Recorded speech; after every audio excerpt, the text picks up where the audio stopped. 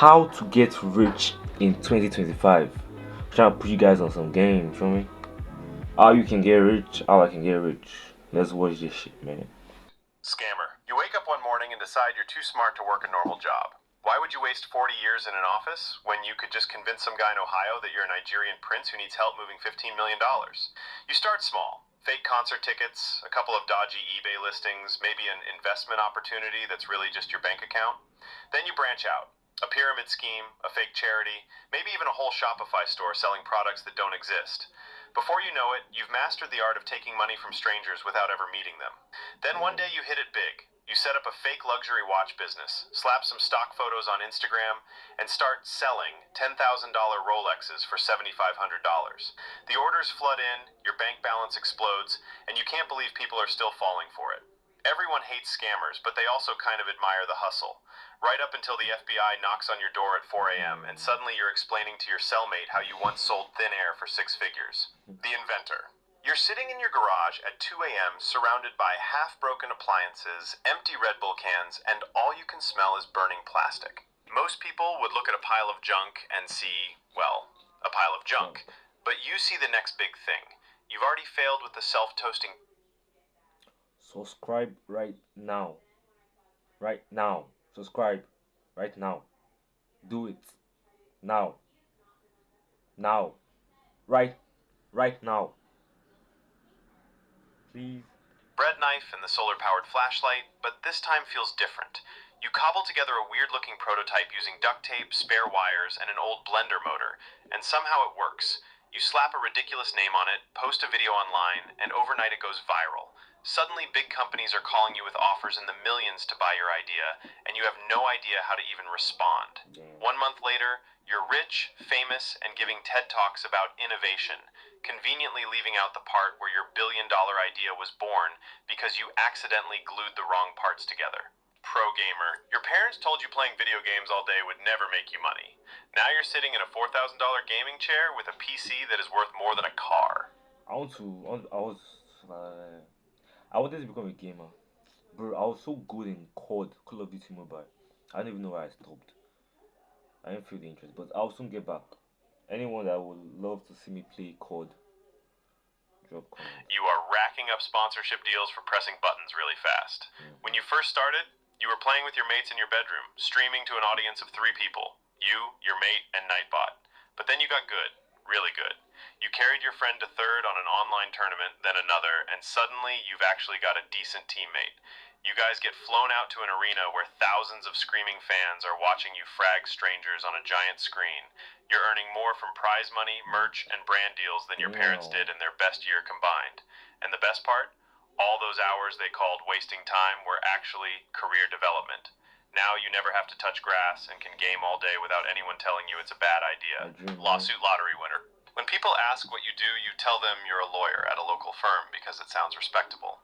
But the truth is you've never studied law a day in your life. Your career started the afternoon you fell down the stairs at McDonald's. You hired a personal injury attorney, claimed the stairs were unsafe, and spent months in court listening to real lawyers argue over the angle of a handrail. You sat there in a suit, nodding like you understood the legal jargon, while secretly wondering if you'd win enough to pay off your car. Then one day the verdict came in. McDonald's had to cut you a settlement so big you've been coasting ever since. Now you introduce yourself as working in law, even though the closest you've ever been to practicing it was signing the NDA at the end of the trial. Freelancer? You like to tell people you're self-employed, which is just another way of saying you've beaten the system. No boss, no commute, no pointless Monday meetings. Just you, your laptop. Self-employed, man. Unemployment. I've been not employed. Looking for a job, man. And the freedom to work from anywhere.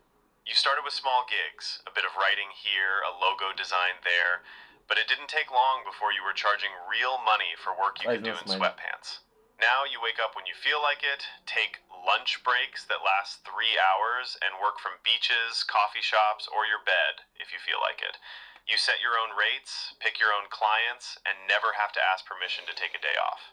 Sure, sometimes you're still working at 2 a.m., but that's only because you decided to spend the whole afternoon doing absolutely nothing, and you love it. Politician. You realize one day that making money doesn't always mean earning it. Sometimes it just means getting elected. You started small, shaking hands, kissing babies, and promising things you have no intention of delivering. You run for a local seat, win by a landslide, and suddenly you're collecting a government paycheck for sitting in meetings and nodding at things you don't understand. The salary looks decent, but the real money, that comes later. Campaign donations that just happen to stick around, inflated consulting fees from friends of friends, and those property deals that conveniently go through companies owned by your family. Every speech you give is carefully polished to sound inspiring, but vague enough that it could mean anything. You learn to speak for 20 minutes without actually saying a single concrete thing, and somehow that skill alone keeps you in office for Being a politician is just free money. You're not doing anything. But you're doing something just printing money on yourself. decades. By the time you retire, you've gone from broke idealist to million. And after you retire, there's also settlement for retirement, like pension for politicians. And it's not small money at all. Billions. Public servant. Half the people still think you did it for them. But it's not about politicians that some people will hate you, some people will like you, so it's halfway. While the other half can't prove otherwise. You spend the rest of your days sitting by the pool in your mansion. Drug dealer.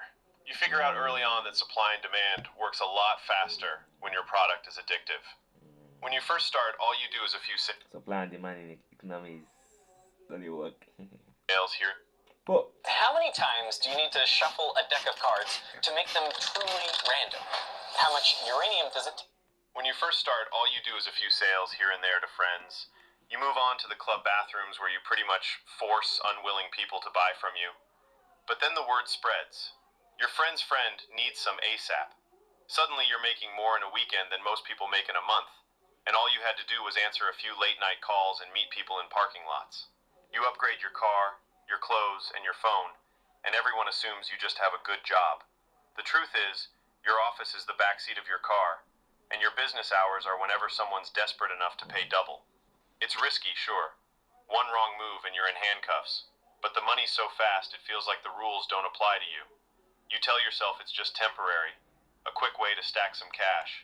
But deep down you know that once you've had a taste of this kind of money, a normal paycheck will never feel the same. Investor. When you were younger, you realized that the real money isn't in working harder. It's in making your money work for you. You start with a little savings, maybe a few shares in a company your dad told you was good, and suddenly you're hooked. The charts become your friend, every dip looks like an opportunity, but you're very scared to buy, and every gain makes you feel like a genius. You diversify between stocks, real estate, maybe even a few risky plays in startups your friends have never heard of. Some bets crash, others explode, but the wins easily outweigh the losses. Your goal is earning more from passive income than you ever did at your old job, and your work day now consists of checking numbers on your phone between rounds of golf. People think you're lucky, but you know it's part skill, part patience, and part ignoring the urge to panic sell. Like forex exchange trading. Like forex exchange. Forex trading. It's like forex trading. But forex, Alright. Everything a risk, yeah. Everything's a risk. Even though you have made it, you still get the urge to panic sell the dips and buy more at all-time highs. But at least you've made it now. Online degenerate. You somehow turned wasting time on the internet into a full-time income. It started with harmless late-night scrolling, when you kept seeing this character you'd never seen before. Big eyes, lopsided smile, bright green skin. The captions just say Zoggle. You ignore it at first, but then you see it again, and again, and again. Every video is Zoggle dancing, Zoggle driving a Lambo, Zoggle holding stacks of cash. It's hilarious and everywhere. You finally cave, click the link in someone's bio, and realize it's a meme coin. You decide to throw in $200 because that money was just going into Sportsbet anyways. After a week of constant doom scrolling and watching Netflix, you see a TikTok post about Zoggle the coin and realize that you actually own some.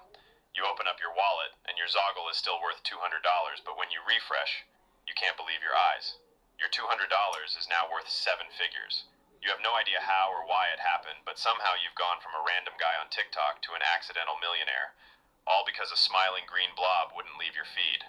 You decide to cash out half and leave half in, just because you love Zoggle himself.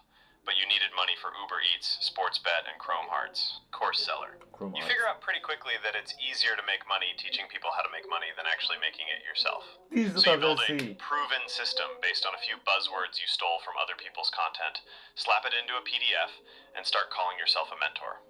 You film some videos in front of a rented Lamborghini, throw in shots of a laptop by a pool, and tell people they can escape the 9 to 5 if they just follow your steps. The course sells for $499, but you offer a limited time discount every single day of the year.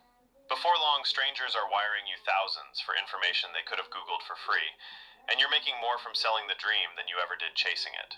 Deep down, you know most of You sell the dream, you make money from the dream, then you start living the dream. Why is it shining on my forehead? Why do you want to put it on my forehead? Yeah, you shine my fuck it. Just work. Do YouTube, do something. Do what makes you happy. 9 to 5 is not that bad, honestly. Yeah, it's not that bad at all. Do 9 to 5. your students will fail, but that's fine.